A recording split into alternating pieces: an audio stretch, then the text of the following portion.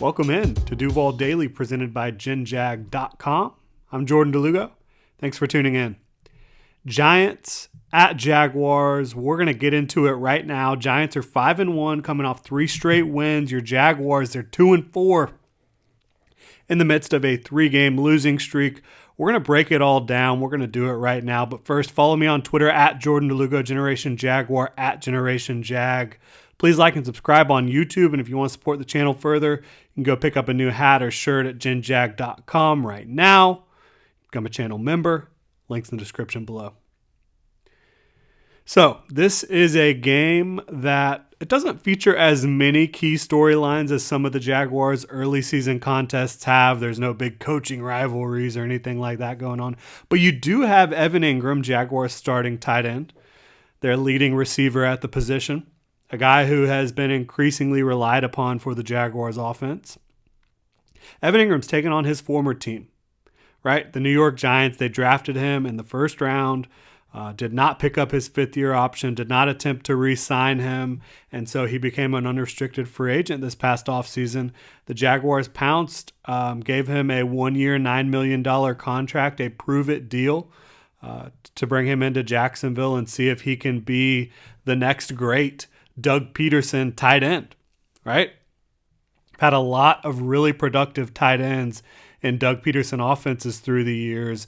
Evan Ingram's trying to be the next one, and so far, he's had some pretty good results. He's been solid, consistent, hasn't done anything overly amazing, right? You haven't seen a ton of deep plays or touchdowns or anything like that, but he has had a solid year for the Jaguars. He has come into a new organization and proven himself to be one of the hardest working players in this organization. He's always adding in extra work, getting extra work, extra reps. So he's been I wouldn't say a surprise, but he's been a pleasant addition for the Jaguars, both from a production standpoint and a work ethic standpoint. Just a good guy to have in your locker room right now. Another little interesting tidbit. The Giants are the last NFC team the Jaguars have beaten. You have to go all the way back to 2018, week 1, first game of Saquon Barkley's career. Barkley had himself a nice game in that one, but the Jaguars were able to take down Eli Manning, Odell Beckham, Saquon Barkley, and the rest of those New York Giants back in 2018. Again, the last time the Jaguars have beaten an NFC opponent. They've lost to the Eagles and the Commanders already this year, 2 NFC East teams. Can they get off the schneid against the NFC East this week? We're going to find out. When you look at the Giants and their coaching, Brian Daboll is the head coach. I think they're a very well-coached football team. I think that Brian Daboll has brought over a lot of the culture that was established in Buffalo when he was their offensive coordinator, and of course, Josh Allen's quarterback coach, and a guy that really was instrumental in Josh Allen's development. And I think that they just have a really good culture. Kind of Sean McDermott laid the foundation there in Buffalo. I think Brian Daboll has continued that, brought his own flair to it. He's a really good offensive play caller, and he's not even calling all the plays right now. He is given over some of those duties to Mike Kafka, their offensive coordinator, who came over from Kansas City. But yeah, they're well coached. They're confident. They're hot right now. They're 5-1. They're winning football games. They have a pretty unique offense combined with an aggressive attacking defense. They've been a fourth quarter team. They're winning close games, doing the exact thing that the Jaguars are not right now, winning those close games. Not a whole lot of difference between these two teams when you look at point differential and things like that. The Jaguars, despite being 2-4, they're plus 24 on the year. The Giants are plus 14 at 5-1. So really interesting, tight ball game in my opinion. When you're breaking this down, you've got the Jaguars as 3-point home favorites, despite again having a significantly worse record. And you've got the Jaguars, when you look at all the analytics and statistics, they look like the better team. The Jaguars are 10th in team DVOA right now. or actually even higher, I believe. But they're 10th on offense, 11th on defense, or vice versa. You look at the Giants; they have by DVOA one of the worst defenses in the NFL, a pretty mediocre offense. But they're winning games. They're keeping it close. They're keeping it ugly. They're making it funky, making it weird, and making it difficult for their opponent to win games. A lot of credit to Brian Daboll. A lot of credit to their players for buying in, for playing confident football. And of course, credit needs to go to Don Wink Martindale, their defensive coordinator, who's got that defense doing some good things and some not so good things. But again, 5-1. You cannot argue with that record. Injuries could have an impact on this game, certainly. Shaquille Griffin, who's coming off probably the worst game of his career, he did not participate in practice on Wednesday for the Jaguars with a back injury. We'll see if he's able to go this week. I believe that they're probably leaning towards him being able to get back out there, but we'll see how it plays out. Jamal Agnew, he has a knee injury that he suffered. He did not participate in practice. I don't expect him to be able to go this week, but we'll have to monitor it. And then the biggest one here, I think, that we're looking at is Foley Fatukasi, who's the Jaguars' best interior run defender. He has a quad injury that he sustained in the second quarter of the Jaguars. The Jaguars lost to the Eagles. He was limited on Wednesday. It looks like he's moving around a lot better, feeling a lot better. The Jaguars really want to have him in this contest. He's, again, probably their best interior run stuffer, run defender, and the Giants, their offensive attack is based around Saquon Barkley in that running game. But you've also got Devon Hamilton limited with a foot, Marvin Jones limited with a hamstring injury, and Foye Oluokun limited with a calf. At this point, I think the main things you're looking at are Foley and Shaq. But obviously, if you're missing any of those players, they're all starters. They're all critical players. So we'll see how it plays out for the Jaguars throughout the rest of this week. Looking at the Giants, Kenny Golladay and Kadarius Toney were expected to be two of their biggest receivers. So was Sterling Shepard. Kenny Golladay hasn't been playing with a knee injury. Kadarius Toney hasn't been playing with a hamstring. Neither of those receivers participated in practice on Wednesday. You've got Sterling Shepard, who hit the IR, unfortunately for him. Young guy cannot stay healthy, a talented receiver. And so the Giants don't have any of their top three receivers that they're planning on relying on heavily this year. So that's certainly they've had to adjust to not having those players. Cordell Flott has a calf. He didn't participate in practice.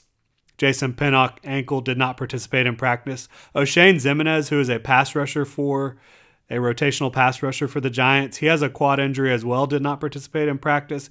He has been, out of all these players that did not participate in practice for the Giants, their most productive and effective player on that DNP list so far. You've got Saquon limited with a shoulder, fully expect him to play, right?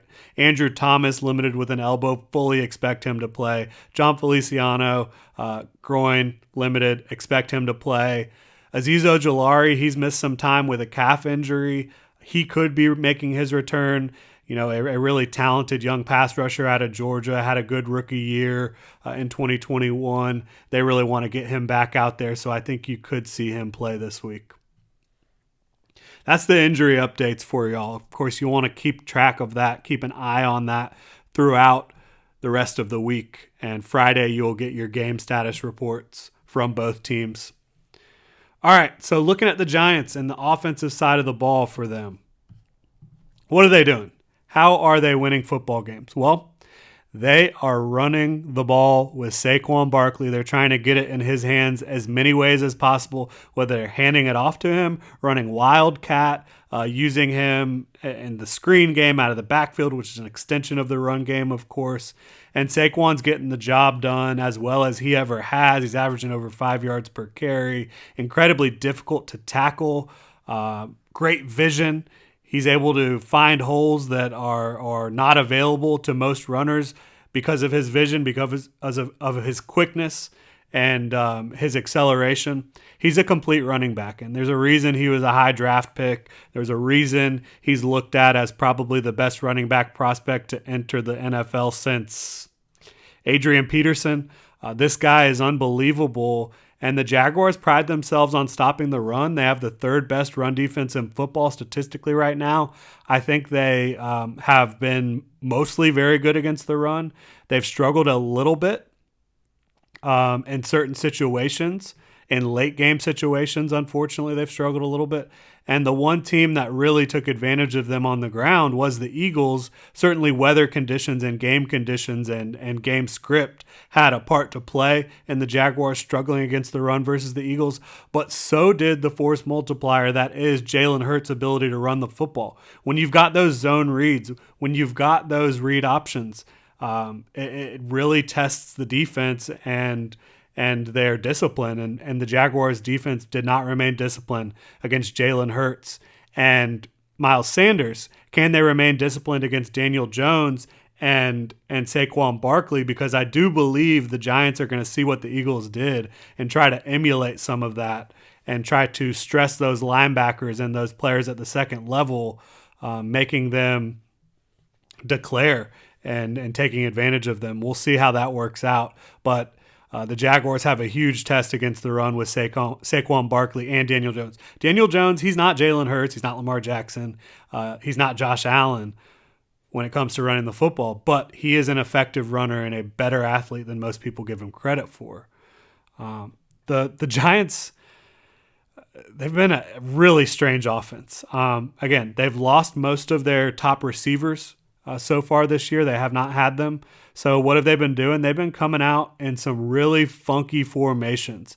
They've been running sets that you just don't see from most teams, and they're trying to instill and install some of those weird, unique things every week to try to take advantage of the defense that is not prepared for that. That's unscouted reps, right? Press Taylor, Mike Caldwell, these guys talk about it all the time. The Jaguars defense is going to have to be prepared for some weird looks, and they're just going to have to trust their keys to make sure that they're getting the job done. And that'll be an interesting chess battle with the Giants. Certainly they're going to run some weird stuff. You'll see 2 tight ends, no running backs. You'll see 2 running backs, no tight end. Like, you'll see formations that you're not seeing anywhere else around the league just because they are trying to implement this stuff because they know they don't have all their receivers. They know they're not at full strength. They know they don't have the most talented offense and passer in the game with Daniel Jones. They have an incredible running game, and they have these weird formations that are tricking defenses, and they're being able to take advantage of it.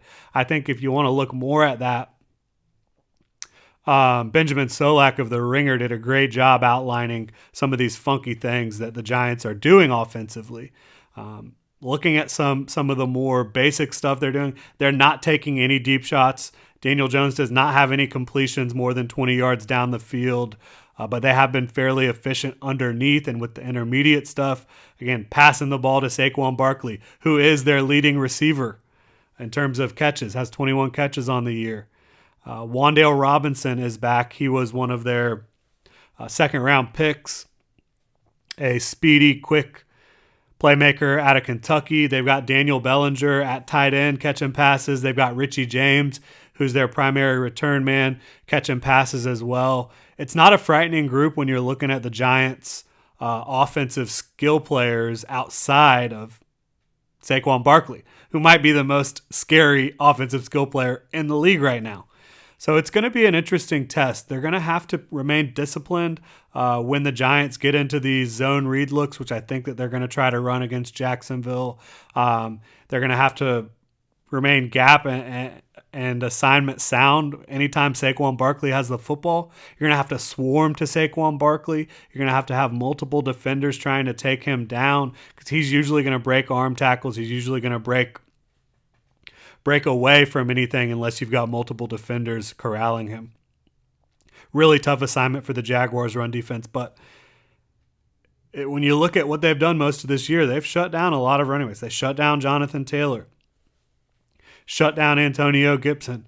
They shut down Austin Eckler in Los Angeles. Like, they've done well against the run outside of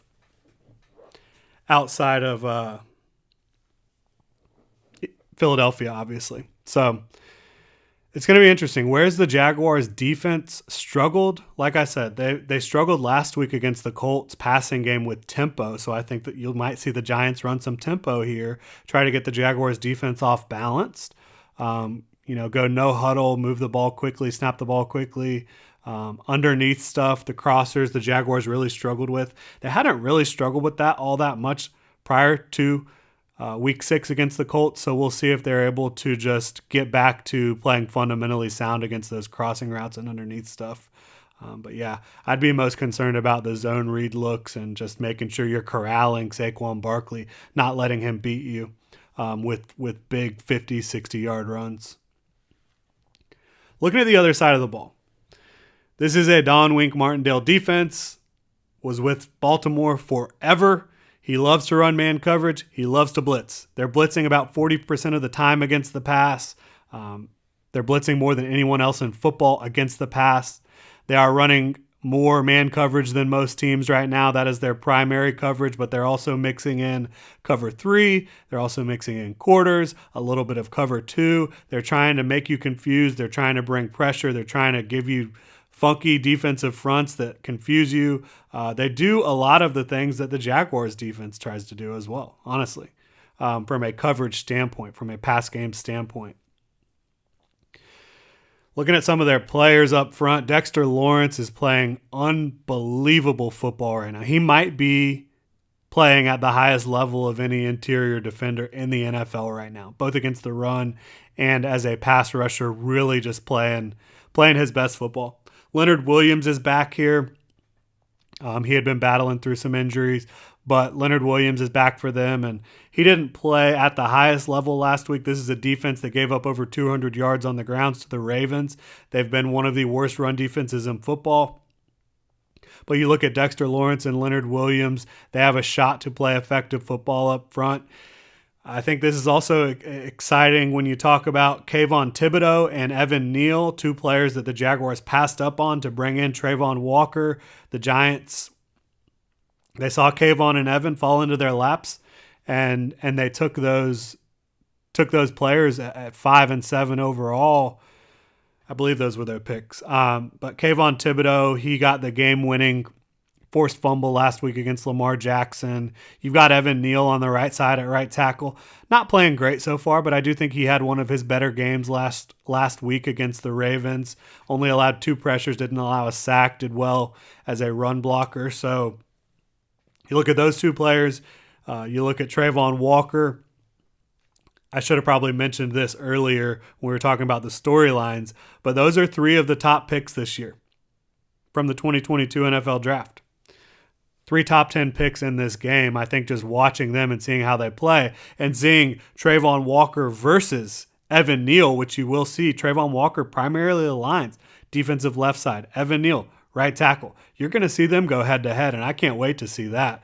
You saw it twice in 2021 when Georgia took on Alabama in the SEC championship and in the national championship. I think Evan Neal won those matchups against Trayvon Walker, but Trayvon certainly had some big-time reps of his own. How does it look now that they're in the NFL? We're going to find out this weekend. I'm excited to see that. But getting back to the Giants' defense, Kayvon Thibodeau has been playing good football. He is going to test these Jaguars offensive tackles who have been playing pretty well for the Jaguars in pass protection.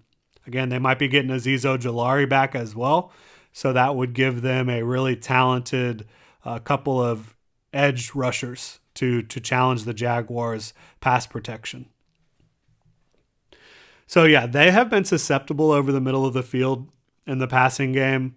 I think that it's when you have a team that likes to blitz as much as the Giants do with Wink Martindale, and you have such a talented defensive front like they do, it's going to have to be a lot of quick game stuff again. He's playing these defenses that Trevor Lawrence is, that you're going to have to run a lot of quick game. You're going to have to get the ball out quickly. Otherwise, you're going to be taking hits and all that. But the reverse side of that coin is if they're bringing the blitz and it's man coverage, you're going to have some chances to take some deep shots here, right?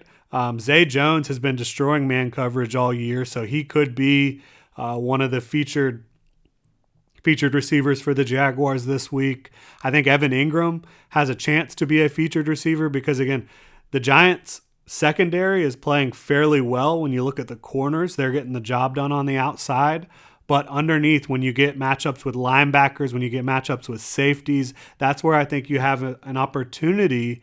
And nothing against Xavier McKinney or Julian Love. They're good players, but I think when you're getting matched up with linebackers and safeties, you have a better opportunity to make plays, especially against this Giants defense. And I think Evan Ingram will have an opportunity to have a pretty big game against his former team here. The Giants linebackers have not been able to cover so far in 2022, and that's been one of their weaknesses in the passing game. But their biggest weakness on defense has clearly been the running game. Really struggling to stop the run.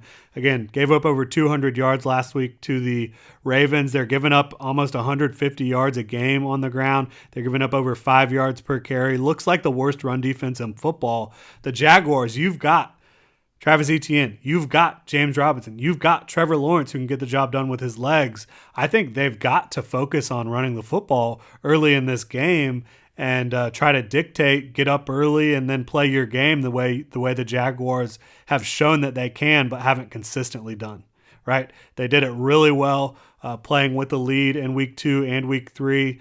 Last couple of weeks hasn't been quite the same story, unfortunately, for the Jaguars, but I think they should absolutely be able to take advantage of the Giants' run defense and, get Travis Etienne in space, get James Robinson just picking up those chunks, 4, 5, 6 yards.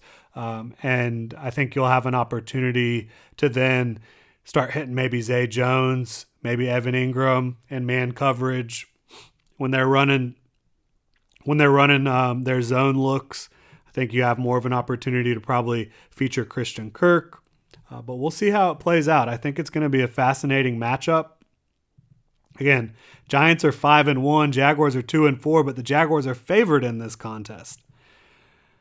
It's going to be a wild one. I think that you're going to see some really unique stuff from the Giants offense that you haven't seen this year at all.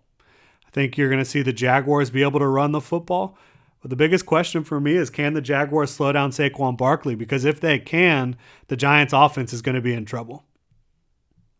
They do not have a full complement of receivers. Daniel Jones, while efficient, has not been able to be anything more than a game manager for them so far this year, in my opinion. Stop Saquon Barkley, and you're going to have a good chance to win this game. Much easier said than done. He's finished with at least 80 rushing yards in every game so far this year, and he scored touchdowns in 4 out of 6 contests.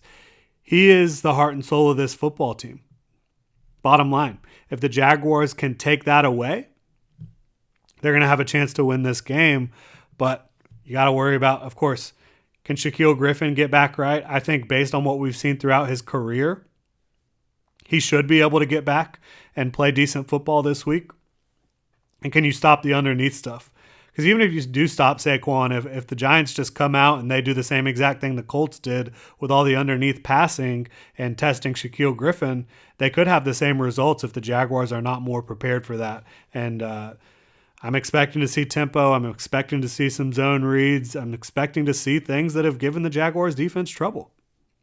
We'll see how the Giants attack this Jaguars defense and how the Jaguars defense responds. But I think there's a reason the Jaguars are favored in this game. It's because on both sides of the ball, they look like a more complete team than the Giants. Better quarterback, better group of offensive skill players, certainly a more talented defense. We're going to see how it plays out, though, here on Sunday.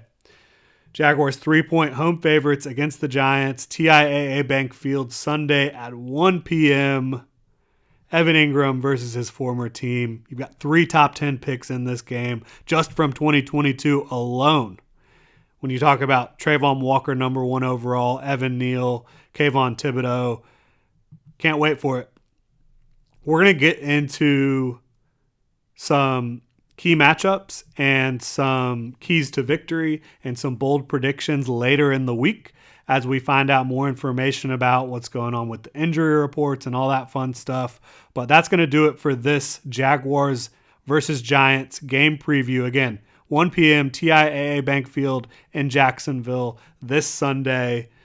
2-4 Jaguars, 5-1 Giants. We'll see how it plays out. Thank you so much for tuning in, Duval. Hit me up on Twitter at Jordan DeLugo, Generation Jaguar, at Generation Jag. Please like and subscribe on YouTube. And if you want to support the channel further, you can go pick up some new gear at genjag.com. You can also become a channel member. Links in the description below.